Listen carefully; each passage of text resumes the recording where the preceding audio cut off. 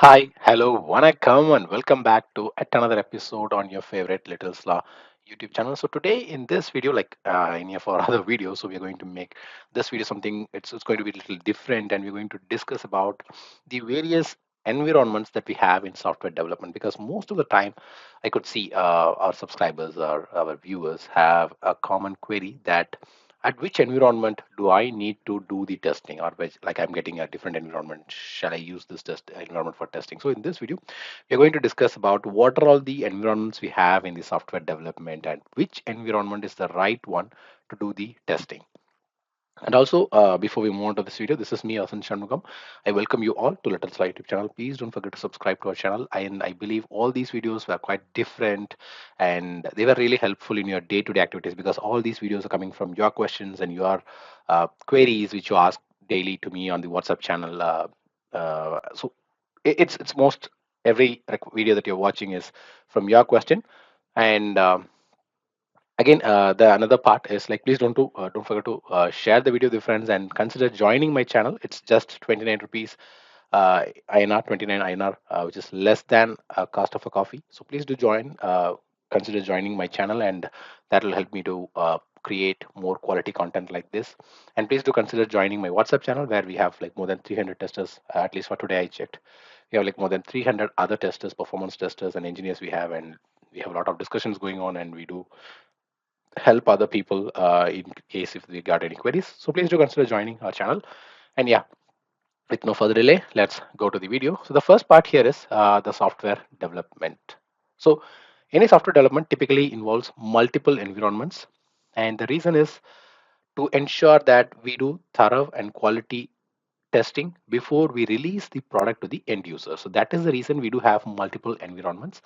And the first part is the first environment. I would say the very basic one, which is the development environment, and who will test in this environment or who will work in this environment. So in the development environment, we all know the developers. Sorry, we do have the developers who are mainly the developers who develop and then they test their code.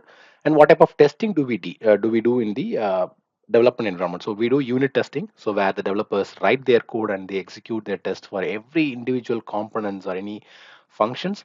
And then they do integration testing where the developers test how different units work together. So it's not like a system integration testing, but it's like unit integration testing. So they do have multiple units and then they test how different units work together, and then they do the static code analysis. This is very basic thing, and they do the static code analysis where they use their automated tools to check the code quality, and then they identify any potential issues. So that is the very basic level. That's the first level, I would say, the development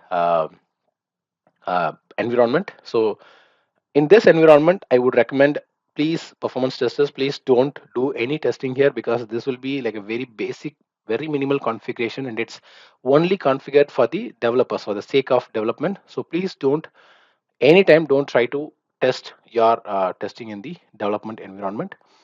And then the next part is the quality assurance. So some teams have the quality assurance environment, so where the testers will be the QA engineers, the automation engineers also involve. They do their testing in the quality assurance environment.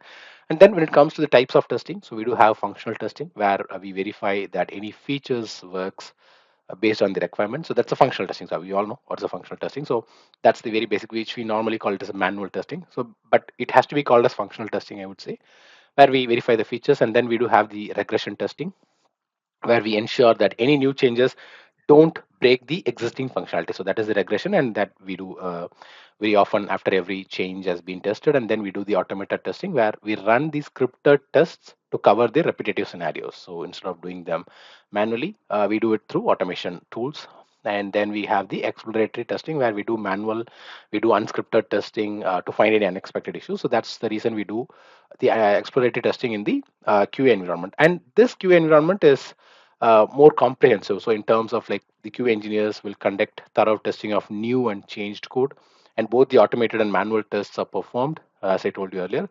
And then more complex and time-consuming tests are executed here in this environment, and individual components are tested rather than the entire application. So that is why we use the QA. So in the previous environment, we all saw that the development environment where the main focus is to do the unit testing. But here in quality assurance, every individual components are tested rather than the entire application, and who is involved is the QA engineers who do the testing, and then we do functional testing, we do regression testing, we do automation testing, and then we do the regular testing. So all these four types of testing is involved here, and performance engineers, I would say, please don't touch this environment. And the reason is not about the capacity or the configuration, it is about, since other teams were doing it, like the functional teams are doing their testing, there are automated teams are doing the testing, so you won't be getting any time to do your execution, because I would say we normally need at least like 2 to 4 hours to test our environment, to test our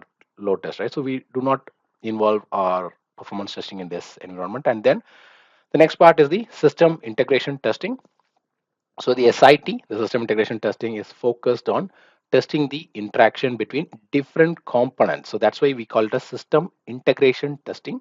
And this environment is used to verify that all the integrated components work together as expected, and then we identify any issues that may arise from the integration of various models, because individually every module will work fine based on their expectation, based on their functionality, but there are scenarios where there will be issues that may arise or that will arise when you are integrating the various modules. So who are all the testers who use this environment? So the QA engineers, the system integrators will use this environment, and then we have the end-to-end testing, so where we verify the entire workflows across integrated systems. And then we do integration interface testing, where we check the data exchange between different components. And then, yes, we do the performance testing here. So the reason or the objective to do the performance testing in this scenario is to assess the system behavior under various load conditions. So sometimes I would say even SIT is not the right uh, environment to do the test. There is another environment which we'll discuss later in this video.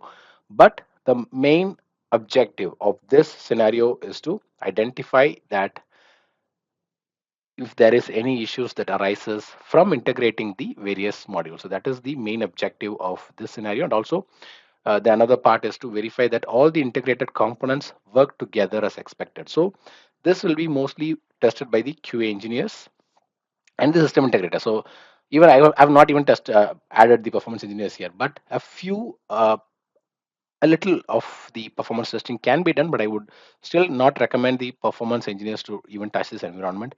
So this is mainly for the QA engineers, where you do the functional testing after you integrate all the environments, and the system integrators where they test the environments after integration.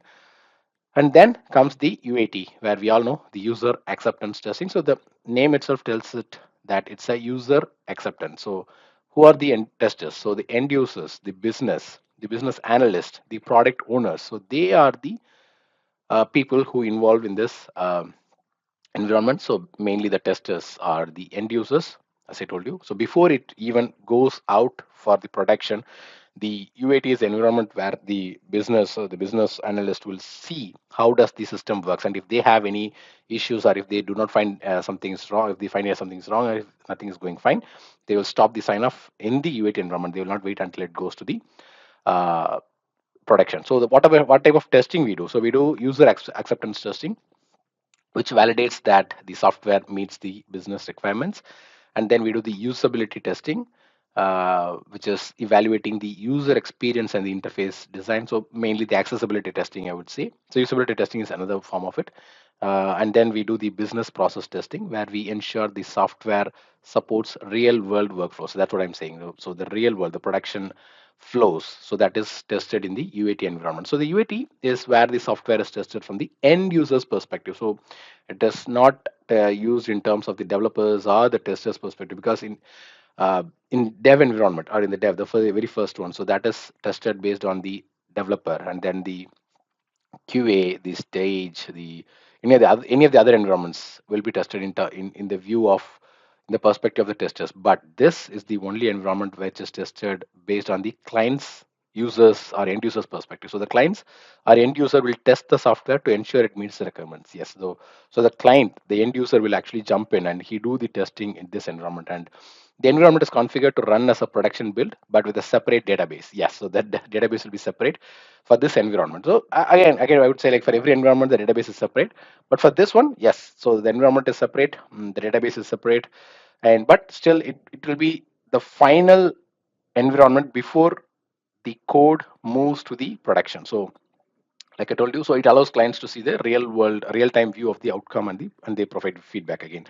So based on the feedback they will decide whether they going to move it to the production or not. And then comes our favorite, the performance testers environment, which is the stage environment.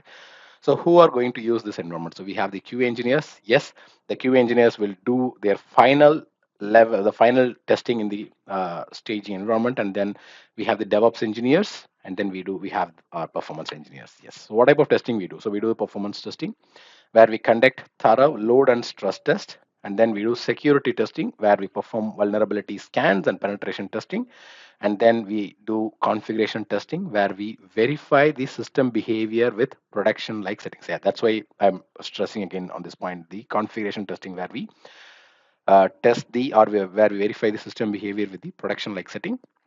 And then we have the smoke testing, where we do quick checks to ensure the critical functionalities working. So this is all about the staging environment, and then the stage environment is the final step before production, like I said. So this is the final step before the production. So it's used for pre-deployment testing. So after the users accepted the code in the UAT testing, UAT environment, they will move it to the stage where uh, we do the pre-deployment testing, and we do a smoke testing in a production-like configuration, and then we verify that all the components work correctly in a setup that closely mimics the production. And again, since this is not being touched by any other team, like, since there will be like a pre-deployment testing after we do the after they deploy their code, and then we do all sort of performance testing in this staging environment, and we make sure that all the components work correctly in the setup, because since it's closely mimicking the production, it is very helpful for us to help in terms of the load balancers, in terms of the web servers, the app servers, the database servers, and the nginx kind of servers, and like everything, like the load balancers I said, and then the firewall, every single piece of the production like uh, environment or the components will be tested in this environment. Even the nsgs, the firewalls, everything is being tested in the stage environment. And then moving on to the final environment, which is the production. So who tests in the production environment? So we know the operations team, they do. And then operations team, why the operations team has to test? Because they have to test the availability of the system, right? So the production has to be available 24 cross 7. So the operations team, yes, they do test the very basic level, kind of a little bit of a smoke test to test the availability, and then we do the monitoring systems will do their testing. It's a kind of a mostly automated tools. So what type of testings are happening in the production? So we do monitor, so just like continuous observation of system health and performance. And then we do alpha beta testing, where we compare different versions of features with real users. And then we do canary testing, where we gradually roll out new features to a subset of users. So DevOps engineers might know what is a canary testing. So it is like we do have two different environments, like canary blue and canary green. So while we are deploying the code in the canary blue, the canary green will be up and running, and then while we were deploying the code in canary blue will be up and running, and then canary green will be down. So we normally use that as, so DevOps engineers or performance engineers also should know this. But again, yeah, so this is the environment where we do the canary testing. And then, yeah, the production environment is where the final approved version of the software is deployed for end users. And this environment, the production environment, interacts with the real user data, and it requires high availability, scalability, and security measures. And that is where we have the live version of the software, which is accessible to all users. So having multiple environments is crucial, because this allows for thorough testing at each stage of development. That's what I'm telling you again and again. So the reason we have multiple environments, or any software might know, any software engineer might know why do I have multiple environments. But again, I'm just reiterating it. And this having multiple environment helps to identify and fix the issues early in the development process, and this way we can ensure that the software meets the quality standards before it reaches the end users. and it provides a structured approach to software development and deployment, and it minimizes the risk of introducing bugs or issues into the live production environment. By using all these environments, the development team can ensure a higher quality product and reduce the risk of critical issues in production and maintain a structured and efficient development process. So with that, I come to an end, and I would like to thank you for watching the entire video, and please don't forget to subscribe to our channel, share the video with your friends, like, and consider joining my channel. I'm requesting you every time, so please do consider joining my channel to watch more informative videos, and you can interact with me if you have any doubts. I'm just trying to help you outside my office hours, so please do let me know if you have any queries in the WhatsApp channel. You can join my WhatsApp channel and consider joining my YouTube channel as well. So with that, I come to an end, and I definitely believe this video would be very useful to you. So until I meet you in our next video, it's bye bye from Vasan Shanmugam and your favorite Little Star YouTube channel. Take care and bye bye.